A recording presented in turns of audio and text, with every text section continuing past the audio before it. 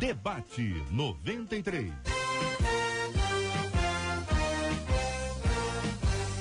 Realização 93 FM. Apresentação J.R. Vargas. Alô, meu irmão, alô, minha irmã, aqui fala J.R. Vargas. Estamos de volta, começando aqui mais uma super edição do nosso Debate 93 de hoje, nessa segunda-feira, dia 31 de julho de 2017. Fale com o Debate 93. 2461-0093. E-mail debate@radio93.com.br. Facebook Rádio 93 FM. Site www.radio93.com.br.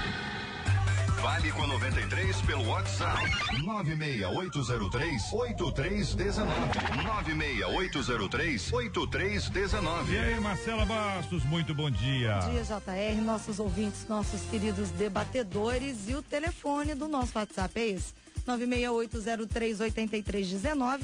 Você manda por escrito a sua opinião nos 3 temas de hoje e manda pra gente o seu áudio, contando a bênção do debate na sua vida. Você grava num lugar tranquilo, uma mensagenzinha de 30 segundos que a gente coloca você pra tocar aqui na 93. Chama a Carmen aí, Marcela. Carmen, fala com a gente. JR, eu estou sempre ligada em vocês. Tô aprendendo muito com vocês. Aqui é Carmen Lúcia Fernandes, de Santa Cruz. Ê, Carmen Lúcia, paz do Senhor, minha irmã. No Debate 93. É, minha gente, não tá fácil não. Vários assuntos nós vamos tratar hoje aqui no nosso Debate 93. É sempre muito bom ter você com a gente aqui. Um dos nossos temas, olha, honro, respeito e obedeço meu pai, mas não consigo sequer olhar nos olhos dele. Amor é algo impensável para mim. Ele sempre foi ausente e ao mesmo tempo autoritário. A honra bíblica aos pais tem a ver com amor? Quais os atos que comprovam que um filho honra um pai? É possível honrar sem amar? Como amar alguém impossível de ser amado?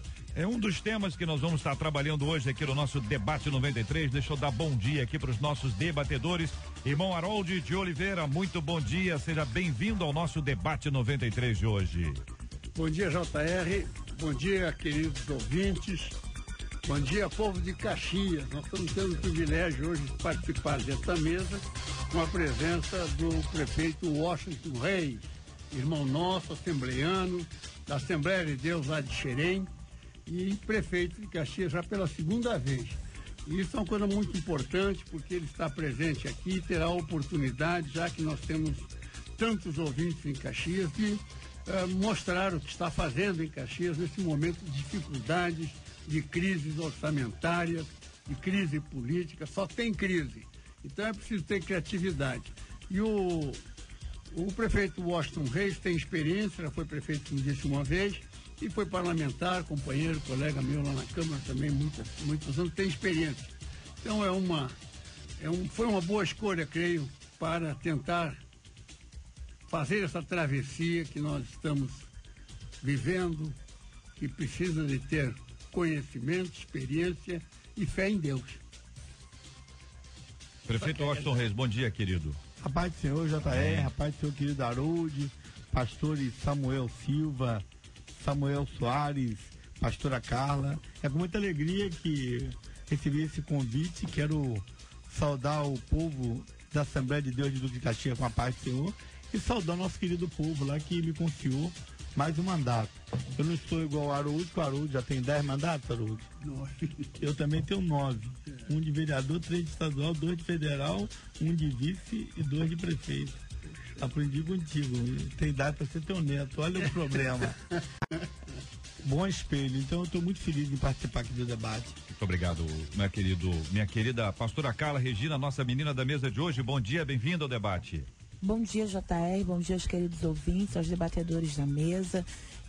Acerca do tema, quando a gente fala, enfim, com relação a tudo que já fora dito até aqui, a gente entende que Deus está no controle de tudo.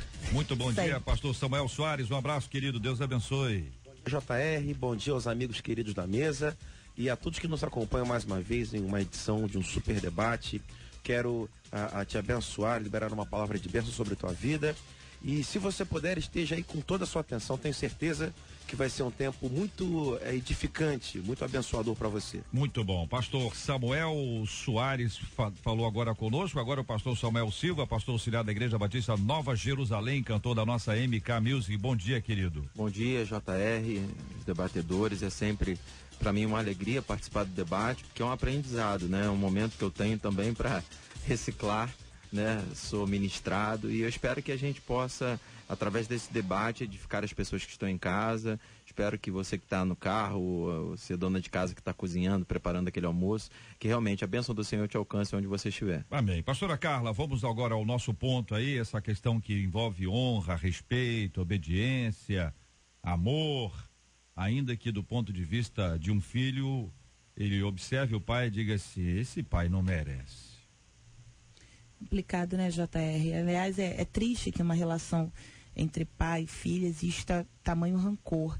Por mais que ela diga que o honre, é inevitável desassociá-lo do amor. Há um texto bíblico em 1 João, capítulo 2, a partir do versículo 9, que vai dizer assim: aquele que diz estar na luz e odeia seu irmão, até agora está nas trevas. Aquele que ama seu irmão permanece na luz, e nele não há nenhum tropeço. Aquele, porém, que odeia seu irmão, está nas trevas, e anda nas trevas e não sabe para onde vai, porque as trevas lhe cegaram os olhos.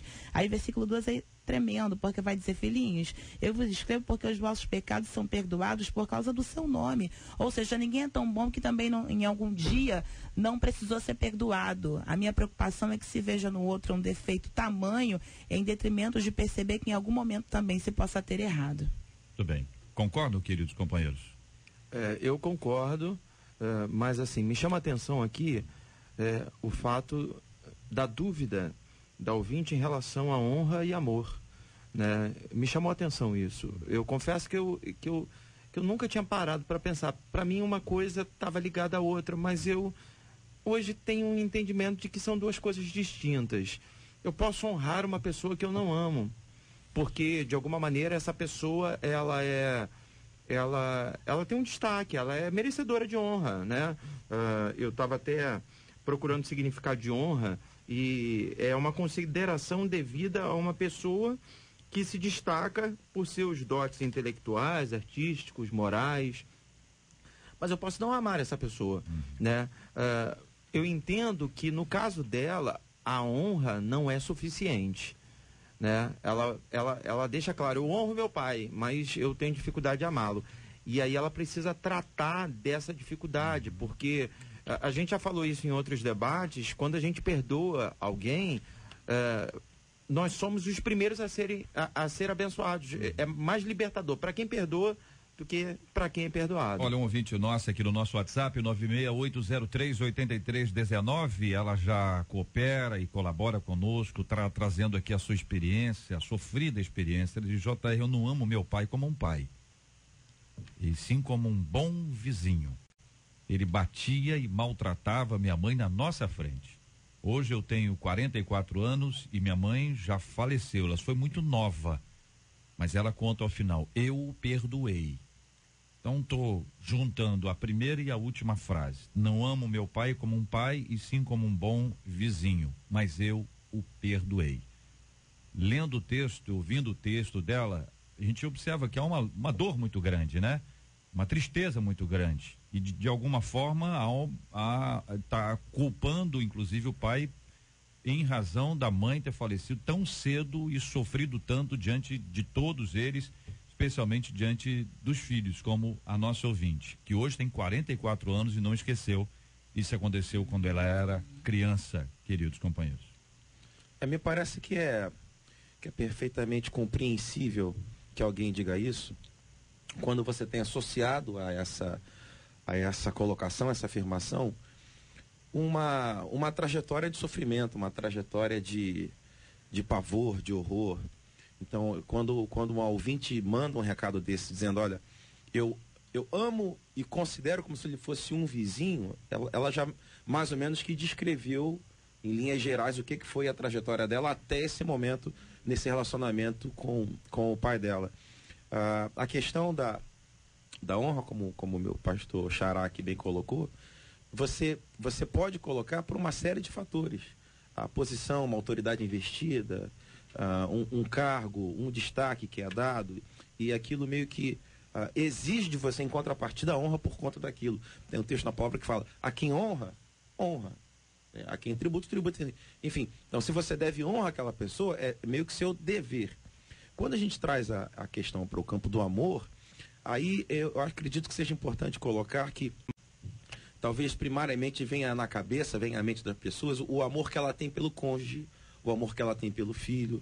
E quando a gente trata de amor, é preciso que haja uma compreensão um pouco mais ampla acerca do amor que vem de Deus sobre nós.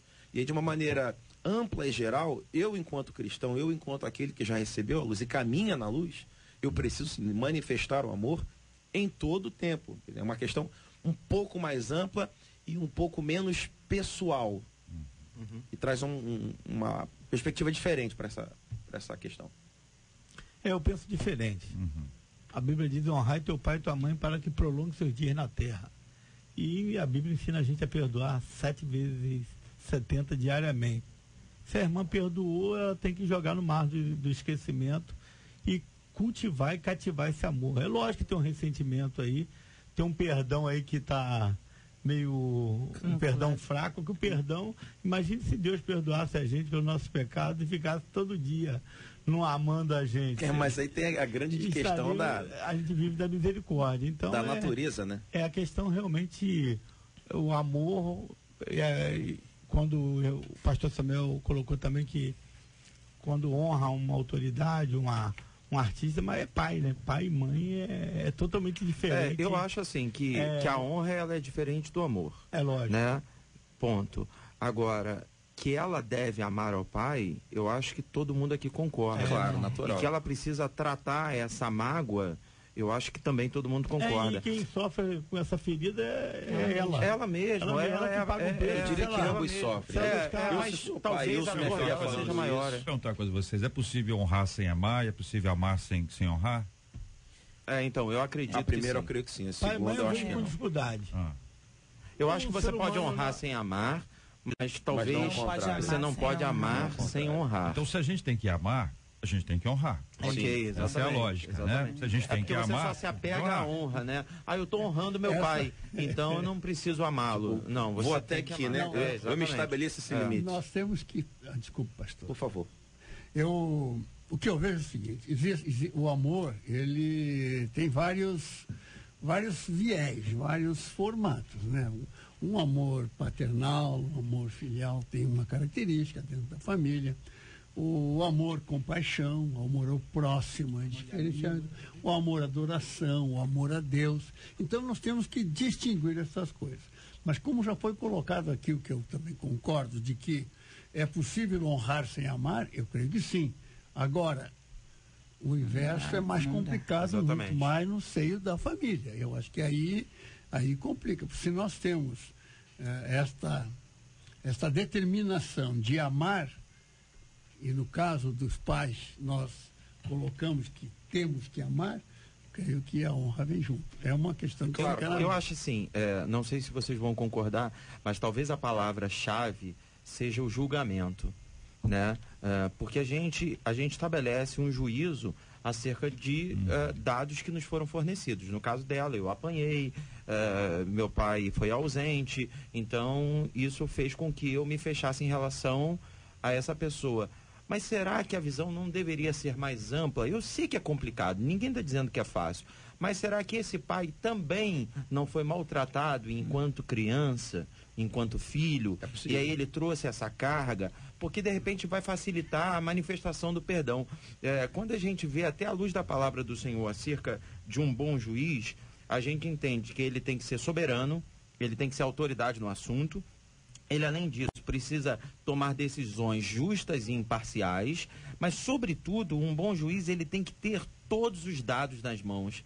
E talvez ela não tenha todos os dados. Então, será que não dá para rever esse julgamento? Eu acho que é uma maneira dela iniciar um processo de perdão. Outro ouvinte contando: meu pai foi alcoólatra a vida toda. Minha mãe nunca foi feliz, inclusive ela morreu de tristeza. Após o falecimento dela, ele deixou de beber, leva agora uma vida boa com outra pessoa.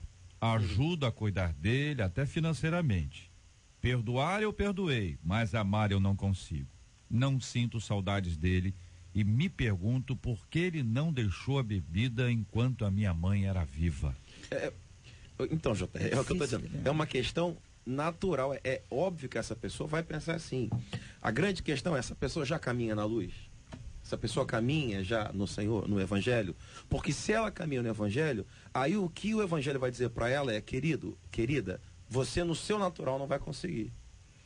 Porque se a gente traz a questão como a ouvinte anterior falou, eu olho para ele, eu sinto que ele não merece o amor, eu sinto que ele não merece o perdão. É complicado. Aí se você traz para nós, para o Evangelho, não merecia, pois então também, quem merece? Quem mereceria? Ninguém vai merecer. E é uma questão de no natural humildade, você não vai conseguir fazer, você depende que Deus faça essa obra em você. E a intenção não é minimizar a dor que você sentiu. Nós estamos aqui para maximizar a promessa. Não é dizer que o que você passou foi pouco, é dizer que o que Deus tem para você é maior. É maior. A proposta é que você veja além. É um texto bíblico, Mateus 5, versículo 43, eu acho isso tremendo. Jesus vai dizer, olha, ouviste o que foi dito, amarás o teu próximo e odiarás o teu inimigo. Eu, porém, vos digo, amai os vossos inimigos e orai pelo que vos perseguem, para que vos torneis filhos do vosso Pai Celeste. Aí é incrível que ele diz no versículo 46, porque se amais os que vos amam, que recompensa tendes? Não fazem os publicanos também o mesmo? E se saudardes somente os vossos irmãos que fazem, o que vocês fazem demais? Não fazem os gentios também o mesmo? Ou seja, a diferença que nós temos do mundo é que o mundo, a proposta é amar só quem te faz bem, só quem é teu amigo. A proposta do Evangelho é diferente. Ninguém está dizendo que isso é fácil. Claro, a gente está dizendo que isso é recompensador. E é aí que entra o Evangelho. A palavra perdão na Bíblia, né, no grego, significa abrir mão. Então, assim, abrir mão é lançar no mar do esquecimento. É acreditar que passou. E talvez, aí me desculpe insistir, mas vai facilitar para ela ampliar um pouquinho o julgamento, né, o campo de dados que ela tem. Tenta ver se seu pai não sofreu, tenta ver se seu pai não veio de uma outra criação.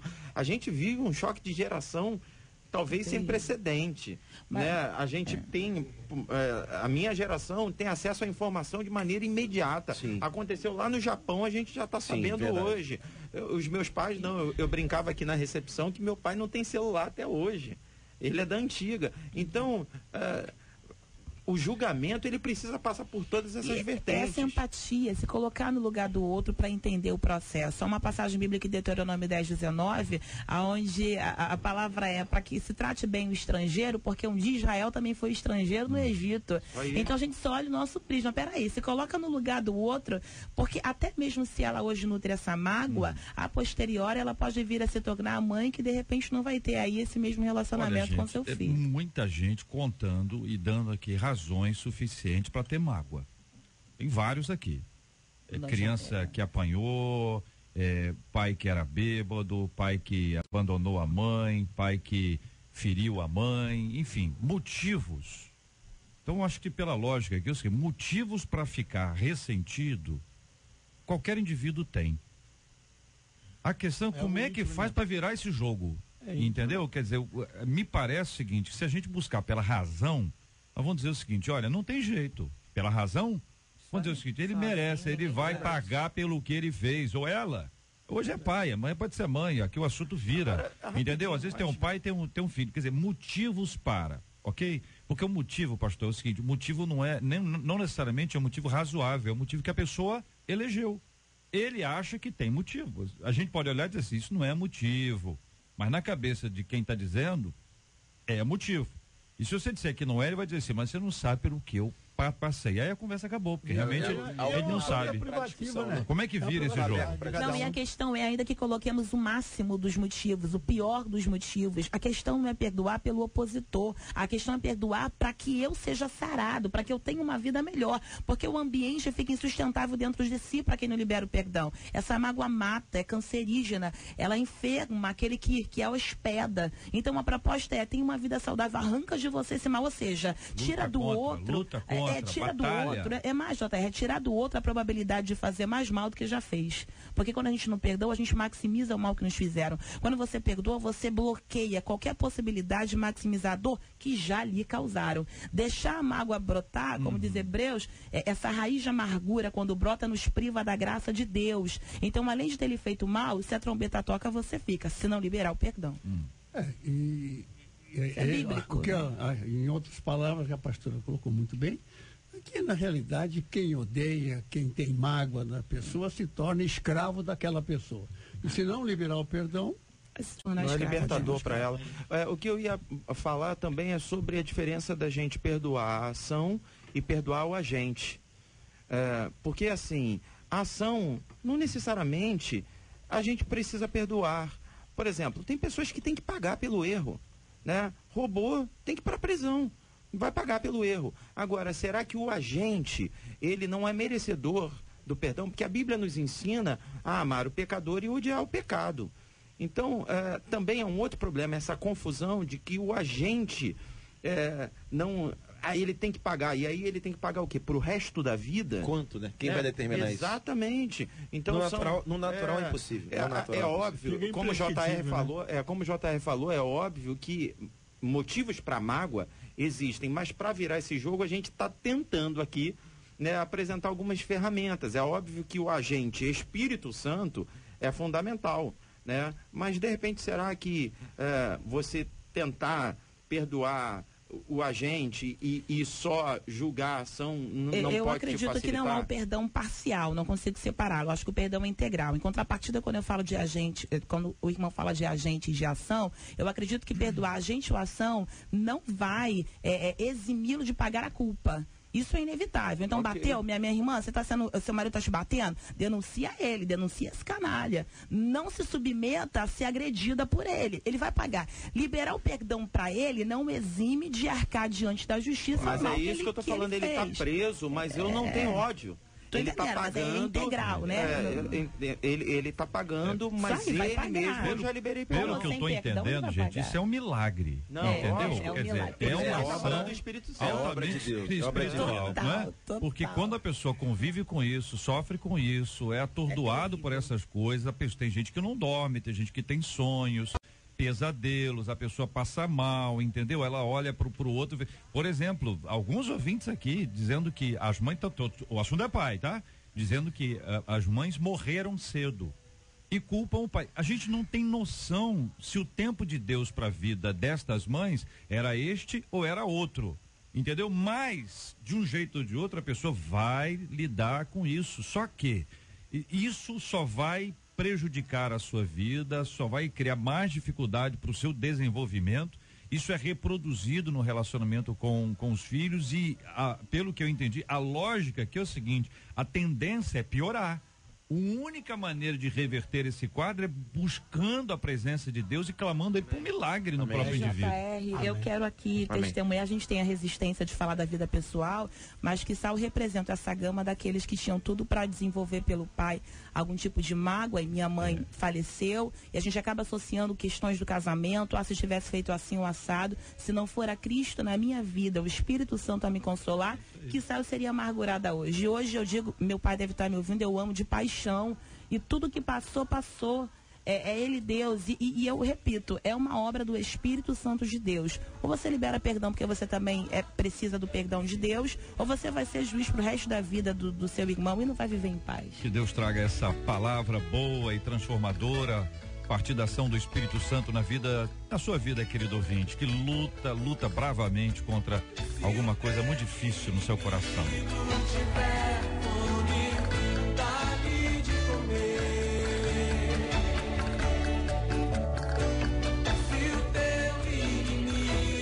Tiver sede, dá-lhe de beber. Somos filhos de Deus e para nós o mais importante é o amor. Somos filhos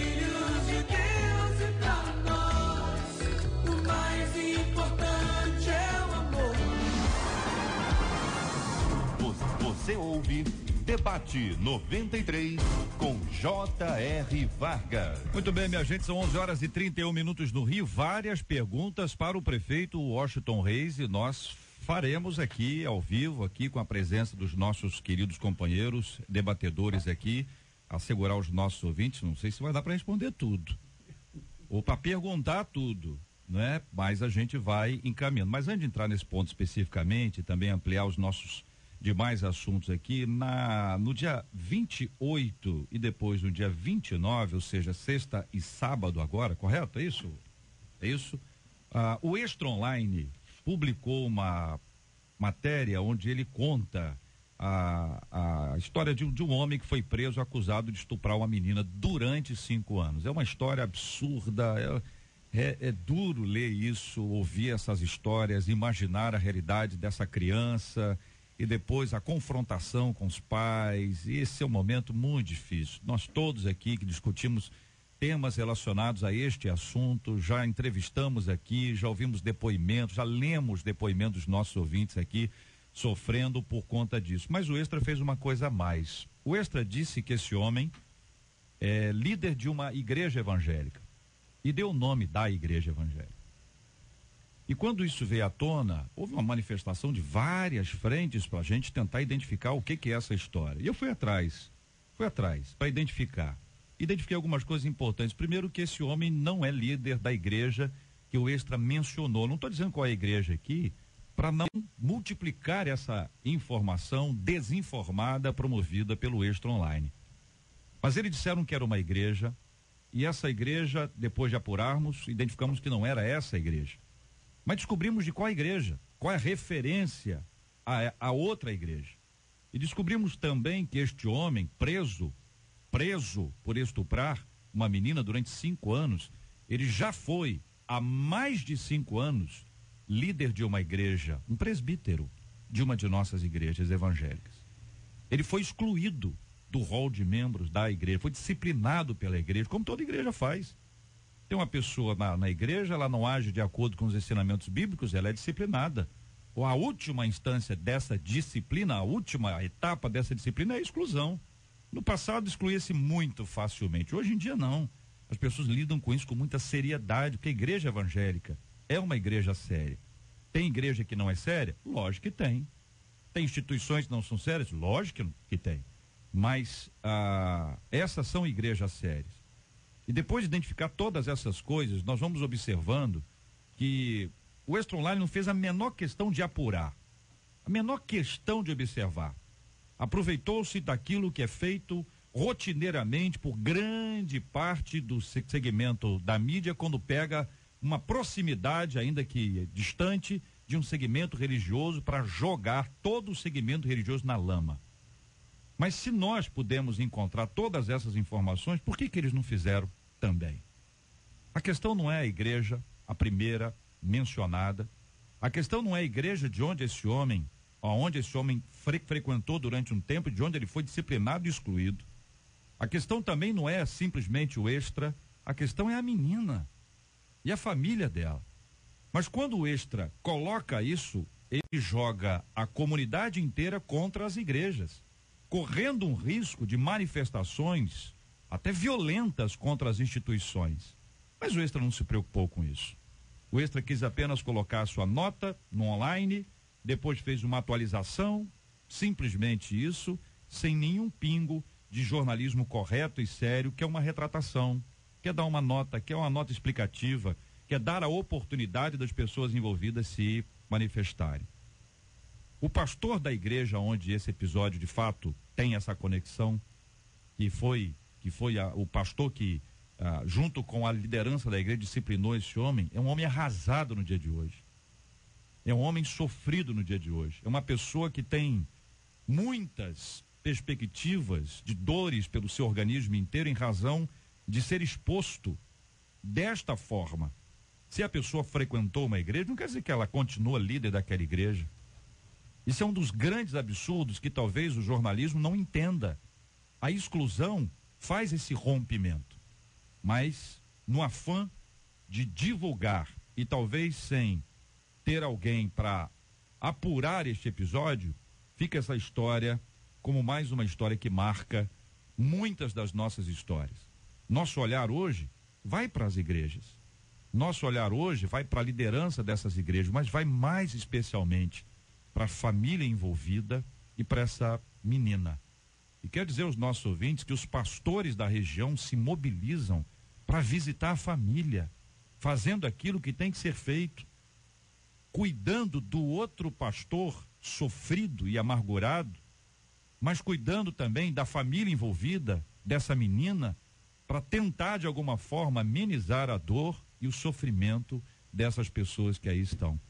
A gente precisa ter um pouquinho de cuidado quando a gente fala da igreja evangélica. E é muito fácil para um veículo publicar isso sem apuração alguma, sem checar absolutamente nada, sem nenhuma preocupação com uma questão séria e importante que é a vida das pessoas e o bom nome das instituições, muitas vezes a preço de muita luta e dificuldade. No final do programa de hoje, nós vamos orar pela família, por essa menina especialmente, pelos seus pais, pedindo a graça e a misericórdia de Deus sobre ela. E aí, o que é triste nisso tudo, além de uma suspeita de irresponsabilidade jornalística, fica também uma suspeita de preconceito religioso.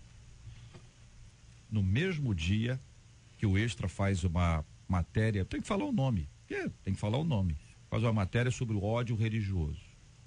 E aí apresenta esse tipo de desinformação que só prejudica, não constrói e acaba trazendo uma série de coisas. Mas volto a dizer, que coisa boa é ver que os pastores de uma região se unem para abençoar a vida da outra igreja, para abençoar a família, para estar junto. Isso é evangelho.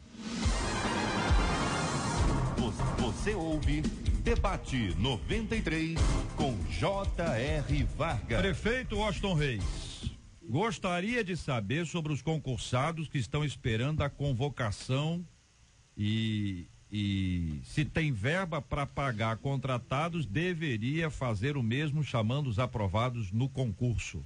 Eu queria convidar. Pergunta e opinião. O ouvinte está perguntando e opinando já. A opinião do ouvinte é muito, infelizmente, se ele governasse por um dia, ele ia sofrer muito.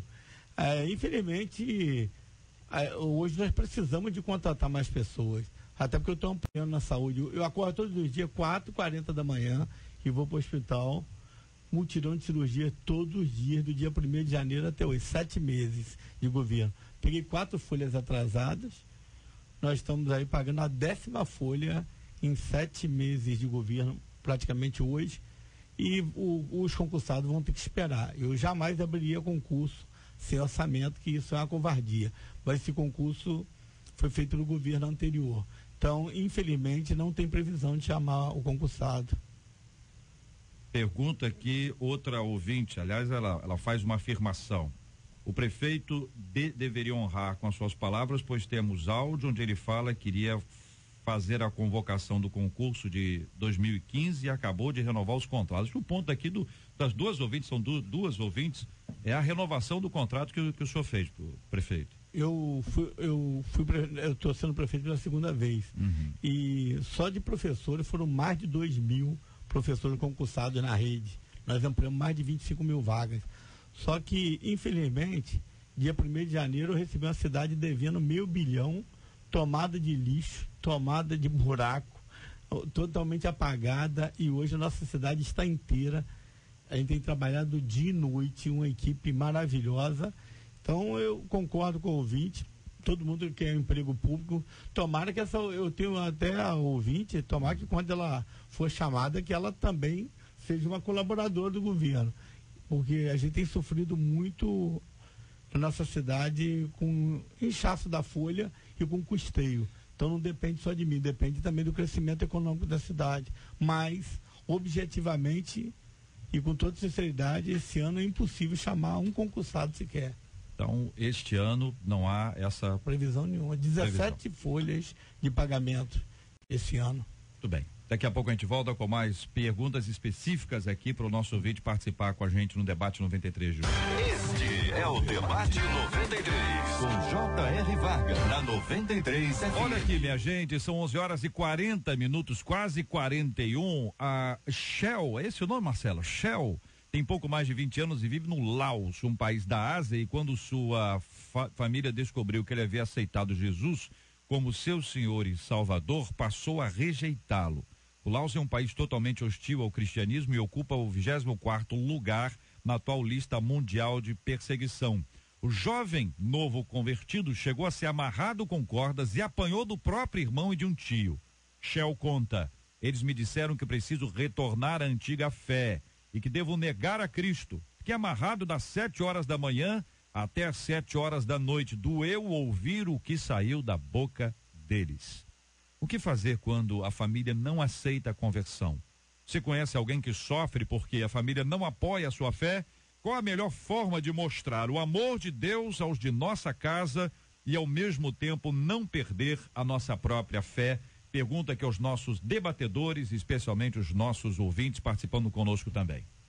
Sabe que ontem eu preguei na Nova Jerusalém sobre Isaac e indiscutivelmente Isaac pode ser no Antigo Testamento maior ou então um dos maiores exemplos de autossacrifício, né? Porque segundo a maioria dos estudiosos ele tinha mais de 20 anos de idade, então ele podia dizer não, mas ainda assim ele entendeu que alguém precisa se sacrificar para que outros se aproximem de Deus. A palavra que eu tenho é que se Deus te coloca nessa situação aonde ou você perde a vida ou você nega o nome de Jesus, o que você tem a fazer é perder a vida, porque o apóstolo Paulo diz que nosso viver é Cristo e o nosso morrer é lucro.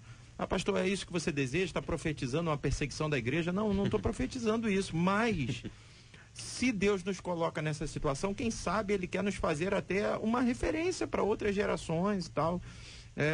O exemplo maior do cristianismo é Cristo, é a cruz, né? E João 18 fala sobre o momento da prisão de Cristo, onde Pedro tenta resistir, cortando a orelha do soldado, e logo depois Jesus vai pegar a orelha e coloca no lugar, dizendo: é a hora, Pedro, é a hora da gente se entregar, né? A gente lamenta muito isso, essa perseguição, o aumento da perseguição, a dificuldade da liberdade de expressão, até na questão religiosa, mas é bíblico, faz parte, os discípulos sofreram com isso e alguns ainda nesses dias vão sofrer para que outros se aproximem de Deus. Eu acredito que é uma realidade que o Oriente acaba vivendo, talvez o Ocidente não sinta tanto isso, porque as perseguições são de formas diferentes, né? Lá há uma brutalidade física e dentro da sua própria casa. No nosso último culto doméstico em casa, a gente está lendo Mateus. E aí Mateus 10, meu filho de 13 anos, perguntando sobre o texto Mateus 10, versículo 34, que fala: não penso que vim trazer a paz, porque eu não vim trazer a espada e vou colocar homem contra o seu pai. E meu filho falou: mas vai botar contra? Como é que é isso? Eu digo assim: meu filho, para pensar. Se porventura eu e teu pai não aceitássemos a sua fé, haveria de fato uma forma de dissensão entre nós. Mas o que o texto prossegue dizendo é tremendo. Ele vai dizer no versículo 37, quem ama o pai ou a mãe mais do que a mim não é digno de mim, e quem ama o filho ou a filha mais do que a mim não é digno de mim, e quem não toma a sua cruz e não segue após mim não é digno de mim. Mas o 39 ele arrebenta, ele fala: quem achar a sua vida perdê-la-á, e quem perder a sua vida por amor de mim achá-la-á. Ontem na pregação na Assembleia de Deus da Mantiqueira, eu estava no culto e o pastor dizendo que colocaram o pastor na fogueira nesses países da África, muçulmanos. Ou você nega a Cristo ou a gente vai acender a fogueira. E o pastor gritou: acenda rápido.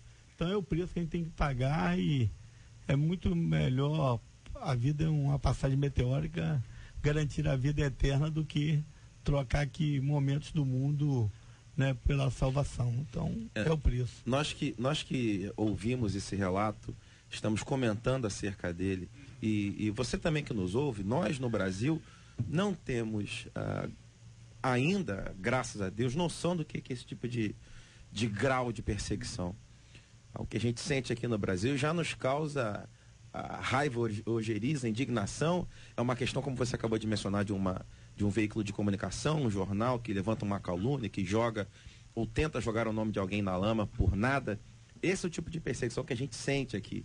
E já deixa todo mundo: meu Deus, o que é isso? Liberta, salva, cura. esse tipo que está sendo relatado aqui é alguma coisa muito mais extrema, muito mais próxima do que a igreja primitiva passou. Né? Alguma coisa quando você coloca a sua fé, você manifesta a sua fé, você vive a sua fé e corre risco de perder a vida. É alguma coisa gravíssima, impensável para a nossa sociedade brasileira. Do ponto de vista bíblico, já foi bem colocado aqui, como o pastor meu xará falou. Do ponto de vista bíblico, tá no pacote, faz parte do pacote. O pastor acabou de citar um texto também, faz parte dessa caminhada com Cristo, dessa caminhada no Evangelho, entender que a nossa caminhada aqui é uma caminhada de passagem, de seguir para um lugar que não está preso dentro desse domínio do tempo e das situações. Então, do ponto de vista bíblico, é entregar a sua vida mesmo. Eu acho que um dos fatores mais importantes que tem que ser analisados quando se vê essa questão de perseguição, principalmente nesses países, é o fato de que nesses países não há assim uma nítida separação entre Estado e Igreja. Não há a religião faz parte do governo temporal, faz parte do governo secular. Então, veja, no governo secular entra a política, entram os interesses fisiológicos das pessoas. Então, isso exacerba, isso aumenta as questões dos conflitos e dos ódios. Porque quando há separação entre o Estado e a Igreja, uma coisa, outra coisa é outra coisa, as pessoas podem ter a liberdade religiosa. É o que nós desfrutamos, por exemplo, aqui no Brasil. Graças a Deus. Em tantos países, né, democráticos, tem a liberdade, porque o Estado e a Igreja são separados. Nesses países muçulmanos, normalmente, onde a religião ela está muito ligada aos governos, que são verdadeiras teocracias, então o ódio se manifesta porque a fé passa também a ser um instrumento de governo. O JR, vale uma outra reflexão aqui. A gente está falando do Oriente e Ocidente, esse extremismo lá acaba trazendo para eles uma importância maior acerca da fé. Aqui no Ocidente, às vezes, a gente acaba banalizando muito a fé, quiçá por não ter a perseguição extrema como lá tem, porque eles sabem que eles podem morrer a qualquer momento, ou que é uma perseguição terrível acerca disso. Só que eu acredito que isso está vindo para a gente aqui. A gente vê a violência extrema, por exemplo, no Rio, e onde as pessoas morrem de uma forma banal. E isso acaba nos levando à reflexão de que tipo de vida a gente tem levado com Cristo. Porque agora já não é mais, a qualquer momento a trombeta vai tocar, embora seja, né? A qualquer momento a trombeta vai tocar. Mas se a trombeta não toca hoje, você pode morrer amanhã. Para onde é que vai a tua alma? Isso acaba nos levando a um posicionamento em Deus. Como já fora dito aqui, Filipenses vai dizer que o viver é Cristo, morrer é lucro. Seja sofrido, seja morrido, seja matado, seja da forma que for. A gente tem que aprender a lidar com a morte, né? De uma maneira diferente, porque o morrer com Cristo acaba sendo lucro. Ouvinte dizendo: cristãos do Brasil não sabem o que é perseguição e vivem de mimimi, diz aqui um querido ouvinte. Talvez não seja isso tudo, né? Mas o que é que acontece? Dentro de casa, vocês sabem muito bem disso, o primeiro a se converter, o primeiro a ter experiência com Cristo, sofre no meio dos outros. Se os outros têm um posicionamento, que tem casa que ninguém é religioso. Agora, se for numa casa que as pessoas são religiosas e são duramente religiosas ou intensamente religiosas, você vai ter uma certa dificuldade. Poderá existir ali de fato uma resistência, uma perseguição, exatamente por conta da sua fé. Alguns estão ouvindo a gente agora, estão dizendo que no meu trabalho eu sou perseguido por causa disso. Não é a perseguição de botar a pessoa para fora, matar a pessoa, não é essa aqui. Mas é um outro tipo, falamos agora sobre a mídia. Claro, e existe. Né? Existe no nosso país. O trabalho que a pessoa tá lá no emprego dela, ela é cristã, crentezinha, ela não faz isso não, porque ela é crente. Verdade. Aí tem lá a festa, ela não vai na festa não, porque ela é da igreja. Olha o dinheiro dela, vai levar o dinheiro para a igreja. Ela dá o dinheiro para a igreja. Esse tipo de afirmação não configura um tipo de perseguição? Claro, configura e é presente no nosso país. É um bullying. Eu acredito que acontece sim, mas me preocupa que muitas das vezes alguns cedem para não. É o crente 007. para não ser zoada, não sofrer o bullying, acaba cedendo. É claro, eu não estou generalizando. O que eu estou dizendo é que lá onde é o extremismo, e o irmão do mimimi aí que falou, o extremismo lá faz com que o cara se posicione ou não. Porque a questão não vai ser, você não é crente, a questão vai ser morra. A questão vai ser chibatada de 7 da manhã às 7 da noite. Né? Então você tem que decidir mesmo, não tem negociação. Ou você é ou você não é. E às vezes é só o falar. E a pessoa às vezes nem falar, fala. Senão não vou negar. Tem gente que fala, não, fala que você nega, depois você diz, é mentira. Quando e aqui no Brasil, a igreja evangélica está acostumada muito com o triunfalismo, né? E aí quando alguém começa a fazer bullying na gente, a gente diz que vai mandar fogo do céu e vai acabar com os 450 profetas de Baal. Outro debate, só que às vezes faz parte da vida cristã a passividade. Vão, né, como foi dito aqui, te zoar e tal, e você vai abaixar a cabeça e você vai entender que Deus é o teu juiz, é Ele que vai te defender. E eu tô dando um tiro no pé, porque eu sou compositor e eu já escrevi algumas canções que falam sobre vitória e que a gente vai vencer e tal. Mas às vezes a vitória passa pela entrega, pastor, pela passividade. Eu só não sei se existe isso todo dia. Exatamente. Em Cristo a gente vê isso. A vitória existe. Só que o que o senhor falou de triunfalismo é aquela coisa que não tem nenhum pingo de sofrimento. É vitória o tempo inteiro. Aí é outro evangelho, né? E vitória o tempo inteiro só no Espírito Santo, na Bahia, né? Vitória o tempo inteiro. Vitória da Conquista, vitória capital do Espírito Santo. Na Austrália tem uma vitória também. Agora, vitória no dia a dia, hein, irmãos? Complicado, né? Não tem como. Quer dizer, a gente precisa ter maturidade para entender que nem sempre as coisas serão como nós gostaríamos que elas fossem. E adorar do mesmo jeito. Não, a história de Isaac é impressionante, porque depois que ele se entrega, que o pai levanta a faca e vem, né, o anjo do Senhor e diz para ele, não toque no menino e tal. E aí Deus diz para Abraão, por que você fez isso?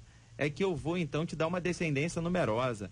E eu estava falando ontem isso na igreja. A nossa existência estaria comprometida se Isaac dissesse não ao sacrifício, se ele não se entregasse para o sacrifício. Mas porque ele se entregou e porque Abraão administrou a dor de ter que entregar o filho da promessa, é que a gente está aqui. Então, assim, uns se sacrificam para que outros se aproximem de Deus. E esse triunfalismo acaba não sendo representado na palavra. Quando a gente vê o Paulo, por exemplo, Atos 21, é um exemplo do antigo, vamos para o novo. Quando a gente vê Paulo, por exemplo, ele sabe que vai morrer, quer voltar a Jerusalém, aquela passagem de Atos 21, ele está na casa de Filipe, o evangelista, chega o profeta Ágabo, pega o cinto, assim se fará aquele que insistia em Jerusalém. Eu acho tremendo o que ele vai dizer, porque o povo começa a chorar e diz, não vai para o sofrimento, não vai para a dor, não vai, fica aqui com a gente, vamos ficar guardadinho aqui. Aí ele vai olhar para eles e fala, por que vocês choram, magoando meu coração? Não sabeis que estou disposto não só a padecer pela causa do evangelho, como também a morrer. Esse espírito foge da gente, né? É o mesmo sentimento, mesmo discurso de Pedro para Jesus. Não, você não vai morrer, não. Não vai morrer, não. Não vai morrer, não. Porque eu não vou deixar o senhor morrer atrás de mim, Satanás. Né? E a simulação. João 16:33 define exatamente que não pode ser triunfalismo. Exatamente. Tem aflição, é inevitável. Tem aflição, faz parte. Não sei o que me espera, a não ser tribulações, lutas. Essa é a certeza. Né? A certeza é o problema. Né? 11h54. Prefeito. Um ouvinte nossa já aqui no Face está dizendo o seguinte: o prefeito desconta de todos os que fizeram greve, por isso os profissionais estão repondo os dias de greve. Ela conta aqui, a nossa Vera, pode chamar pelo nome, viu, prefeito? Minha tia esse mês recebeu R$80 de pagamento. Tem base isso? Pergunta ela e diz que a tia está enferma.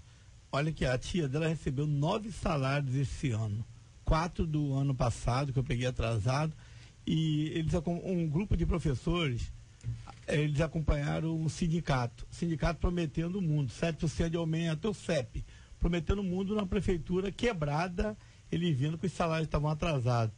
Como é que eu tenho 5.700 professores, 3.000 trabalhando e 2.000 e poucos professores fazendo greve, que ganham os maiores salários, porque de olho nos 7%, ganhando 12, 15 mil, ia ter mais ou menos uns R$1.000 de aumento por mês, dá para pagar uma boa prestação de carro, só que, infelizmente, a prefeitura não tem dinheiro para suportar isso, estamos com a lei de responsabilidade fiscal, os professores é só repor as suas aulas que receberão, agora eu não posso pagar professor em casa, criança voltando, criança precisa ir para a escola, para pegar sua alimentação, para ter sua merenda, ter seu ensino, e um grupo de professores querendo aumento abusivo, e Duque de Caxias paga o melhor salário do Brasil. Eu, nos meus 4 anos, quando fui prefeito, eu dei os maiores aumentos da história. Então, o professor que tem compromisso com a cidade, que não fez greve, que não foi atrás de um aumento,